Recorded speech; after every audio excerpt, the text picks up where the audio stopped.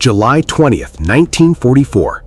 Deep within the dense, suffocating forests of East Prussia, inside the heavily fortified Nazi command complex known as the Wolfschanze, the Wolf's Lair, the course of human history was nearly rewritten. At precisely 12:42 p.m., a deafening explosion shattered the midday quiet. A briefcase bomb packed with plastic explosives detonated inside a crowded military briefing room. The blast tore through the wooden barracks, blowing out the windows, collapsing the ceiling, and instantly killing or mortally wounding several high-ranking officers. Through the smoke, dust, and chaos, one man was certain the deed was done. Colonel Claus von Stauffenberg, a decorated war hero who had lost his left eye, his right hand, and 2 fingers of his left hand in North Africa, watched the destruction from a distance. Convinced that no one inside that room could have survived, he slipped past the security checkpoints and rushed back to Berlin. His mission? To initiate a military coup and end the war from within the German military hierarchy. But Stauffenberg's audacious attempt narrowly failed. By a matter of mere inches, Adolf Hitler walked away from the blast with only minor burns, bruised arms, and ruptured eardrums. This is the harrowing story of Operation Valkyrie, the closest the Nazi regime ever came to collapsing from the inside, driven not by foreign armies, but by German soldiers acting on the dictates of their own conscience. To understand why men who had sworn a sacred oath of loyalty to Adolf Hitler chose to betray him, we must look back at the slow, painful awakening of the German resistance. By 1944, the illusion of Nazi victory had completely shattered. The disaster at Stalingrad, the Allied invasion of Normandy, and the relentless firebombing of German cities made one thing undeniably clear: Germany was being led to absolute, catastrophic ruin. But the conspirators were not motivated merely by a desire to avoid military defeat. For years, a diverse and clandestine network had been forming in the shadows of the Third Reich. This resistance was a unique coalition of aristocratic officers, conservative politicians, civil servants, diplomats, and intellectuals, such as those in the famous Kreisau Circle. Men like General Ludwig Beck, the former chief of the General Staff, and Major General Henning von Tresckow had long recognized the profound moral evil of the Nazi regime. They were deeply horrified by the systemic mass murder of the Holocaust and the lawless brutality of the SS. Tresckow famously stated that the assassination must be attempted at all costs, not just for practical reasons, but to prove to the world and to history that the German resistance movement dared to take the decisive gamble.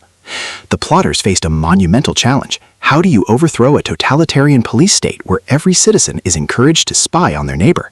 The answer lay in a brilliant piece of irony known as Operation Valkyrie. Originally, Valkyrie was an official, government-approved emergency plan designed by the German military. Its purpose was to maintain law and order in the event that the regime lost control, such as during an uprising of the millions of foreign slave laborers inside Germany. The conspirators, led by Stauffenberg and General Friedrich Olbricht, meticulously altered the top-secret orders of Valkyrie.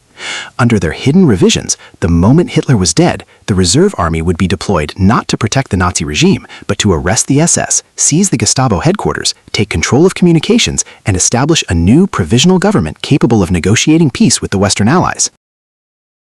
In the end, the fate of the conspiracy rested on a series of unpredictable accidents, bad luck, and a matter of mere inches.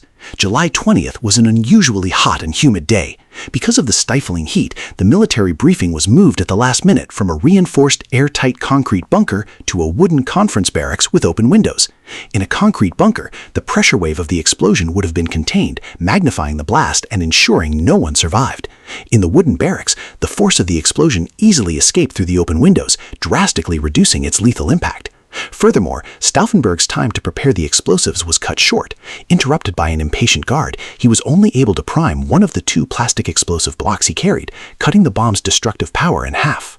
When Stauffenberg entered the briefing room, he placed the briefcase under the heavy oak table, just a few feet away from Hitler. He then made an excuse to use the telephone and slipped away. Minutes before the detonation, another officer, Colonel Heinz Brandt, found the heavy briefcase in his way. Reaching down, Brandt moved the briefcase to the far side of a massive solid oak table leg, unknowingly creating a thick wooden shield between the bomb and Adolf Hitler. When the bomb detonated, that sturdy oak leg absorbed the brunt of the shockwave. Hitler was shielded from the direct blast. As Stauffenberg flew toward Berlin, convinced he had succeeded, precious hours were lost to confusion. In Berlin, at the military headquarters on the Bendlerstrasse, the remaining conspirators hesitated. Conflicting reports trickled in. Was Hitler dead or alive?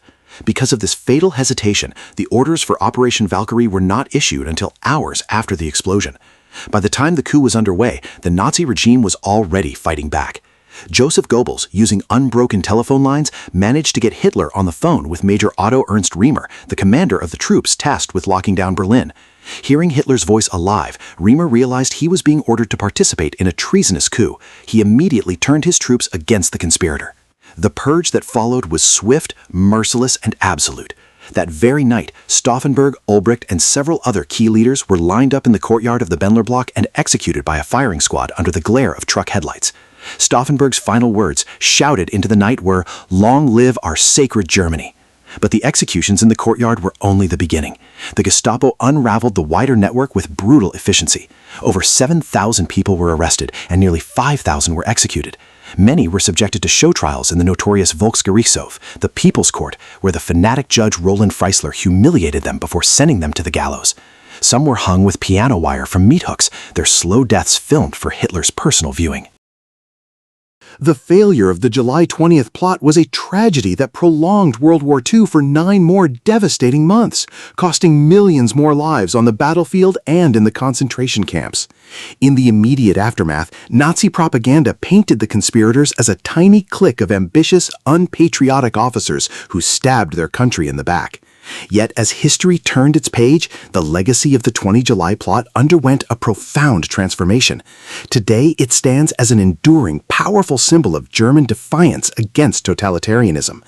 These men and women were trapped in a society where morality had been completely inverted, where the law was an instrument of murder, and where dissent meant death.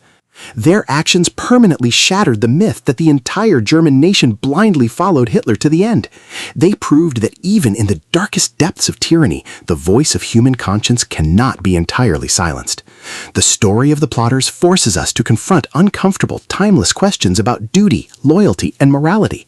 What do you do when the laws of your country conflict with the laws of humanity?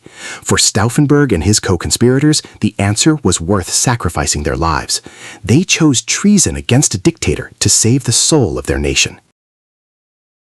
The attempt on Adolf Hitler's life remains one of the most remarkable and fiercely debated chapters in the history of military resistance. It serves as a reminder that the fight against authoritarianism is fought not just on vast battlefields, but within the hearts of individuals who refuse to look away from evil. How do you assess the role of internal opposition in bringing down authoritarian regimes? Do you believe a coup like Operation Valkyrie could have truly succeeded in saving Germany, or was the regime already too deeply rooted? Share your thoughts and perspectives in the comments section down below. If you found this historical deep dive valuable, please give this video a like, share it with a fellow history enthusiast, and hit that subscribe button to join us for more journeys into the moments that shaped our world. Thank you for watching, and we will see you in the next episode.